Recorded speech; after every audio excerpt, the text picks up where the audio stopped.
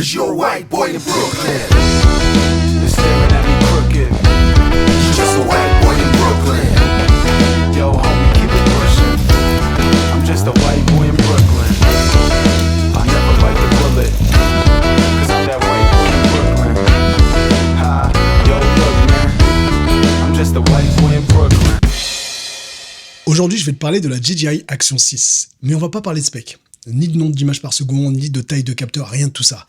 L'objectif de cette vidéo, c'est de te montrer en quoi cette caméra peut être beaucoup plus simple à utiliser qu'un boîtier si tu fais de la création de contenu, du vlog, du day life, bref, on va parler de choses concrètes.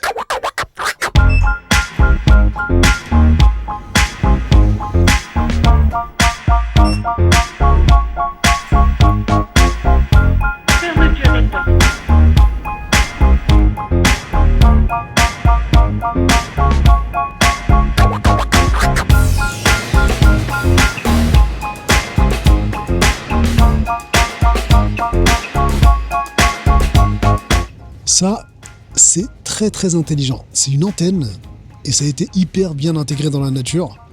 On pourrait croire que c'est un arbre, mais non, c'est bien une antenne. Le vrai problème quand tu veux vlogger, c'est pas la qualité d'image. Parce qu'on va pas se mentir, aujourd'hui, même avec un téléphone à 300 €, t'es capable de sortir de belles images.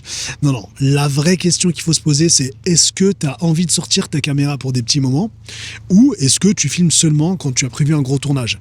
Parce que plus ton matériel va être encombrant, plus il sera fragile ou compliqué à utiliser, et plus tu vas repousser l'échéance et moins tu vas filmer, on va pas se mentir. Là par exemple, je suis en train de te parler et je marche en même temps. C'est pas compliqué parce que la caméra elle est plutôt petite. Il y a une bonne stabilisation comme tu peux le voir. T'as pas besoin d'avoir un énorme boîtier avec un stabilisateur que tu dois rajouter derrière et tout. Voilà, c'est plutôt pratique à utiliser. En plus de ça, t'as un grand angle, ce qui fait qu'on voit pas juste ta grosse tête, on te voit aussi dans un contexte, le décor qu'il y a derrière toi, comme ici ce beau parc, avec un beau ciel bleu d'ailleurs aujourd'hui. Donc voilà, c'est très pratique d'avoir ce genre de caméra parce que voilà, au final, tu vas la sortir beaucoup plus facilement. Ah oui, et autre point hyper intéressant avec ce genre de caméra, c'est que ça te permet d'avoir des angles que tu n'aurais pas eu facilement avec un gros boîtier, avec un gros objectif. Et ça, c'est cool. Autre point qui est hyper important, c'est la rapidité. Là, par exemple, tu prends ta caméra, tu l'allumes, tu parles, et voilà. Parce que si à chaque fois que tu dois prendre ta caméra, tu dois paramétrer pendant 5 minutes, crois-moi que là aussi, tu filmeras jamais. Là, il y a une différence d'exposition, juste pour information, c'est le filtre ND. Parce que oui, avec cette caméra, tu peux aussi filmer de manière cinématique. Qu'est-ce que ça veut dire? C'est avoir ça. Là, ce que tu vois là, c'est ce qu'on appelle le flou de mouvement. Et pour avoir ce flou de mouvement, tu dois, là ça va être un peu technique, mais bon, c'est pas grave. Tu dois respecter ce qu'on appelle la règle des 180, qui veut que la vitesse d'obturation soit égale à 2 fois le nombre d'images par seconde. Ce qui veut dire, si tu filmes à 25 images par seconde, ce qui est le cas là actuellement, eh bien tu dois tu dois setuper, on va parler français, tu dois paramétrer ta vitesse d'obturation à 1/50e. Si tu filmes à 60 images par seconde, à 1/120e. Bref, c'est clair. Et c'est ce qui fait que tu as cette vitesse, ce flou de mouvement. Et pour avoir ces paramètres en plein jour, tu es obligé d'utiliser un filtre ND, sinon ton image va être surexposée. Voilà, et donc le filtre ND va agir en fait comme des lunettes de soleil, pour faire simple. C'était la petite interlude technique. Maintenant, on passe à d'autres explications beaucoup plus simples.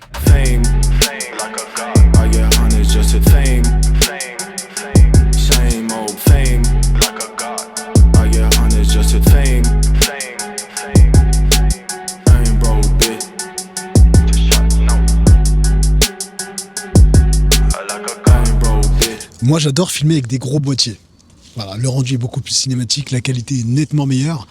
Après, le problème de ça, c'est que c'est, comme je te l'ai dit, hyper encombrant et tout. Donc tu vas me dire quoi? Tu vas me dire, mais attends, aujourd'hui, en 2026, tu peux filmer avec des iPhones. Ouais, c'est vrai que la qualité d'image d'un iPhone est assez exceptionnelle et c'est assez choquant. Et je dois te dire que même parfois, moi-même, j'utilise l'iPhone. Par contre, le vrai point noir avec l'iPhone, en tout cas son gros défaut, c'est que tu n'as pas de retour caméra. Donc tu sais jamais si tu es bien cadré, si tu es bien centré, tu sais pas si la lumière est bonne. C'est juste pas du tout exploitable, en tout cas pour du vlog. Et là, ce qui est bien avec cette DJI Osmo Action, c'est que tu as une petite caméra frontale qui est plutôt de très bonne qualité derrière, et ce qui te permet du coup d'avoir un retour et de voir si tu es bien centré, bien cadré, et surtout si l'exposition est bonne. fame. I get hundreds just to fame. Same old fame. D'ailleurs, si t'avais pas remarqué, l'ensemble de ce vlog a été filmé avec la DJI Action 6. C'est pas mal, hein. Le résultat, en tout cas, moi, ça m'a l'air pas mal, là, ce que je vois sur mon moniteur. Autre chose que je voulais préciser, quelque chose d'important, il y a une application qui s'appelle DJI Mimo, qui te permet de connecter tout ton matos DJI à ton téléphone. En temps normal, je suis pas du tout, mais vraiment pas du tout fan de toutes les applications qui accompagnent les produits. Pourquoi ? Parce que c'est souvent mal fait, c'est fait à la va-vite. Et l'objectif, en général, voilà, c'est de récupérer tes données. Mais là, pour le coup, l'application est incroyable. En tout cas, moi, je l'utilise tout le temps. Elle te permet de transférer l'ensemble de tes fichiers, de tes rushs directement sur ton téléphone de manière très simple, très rapide et surtout, sans fil. Ça, c'est assez exceptionnel.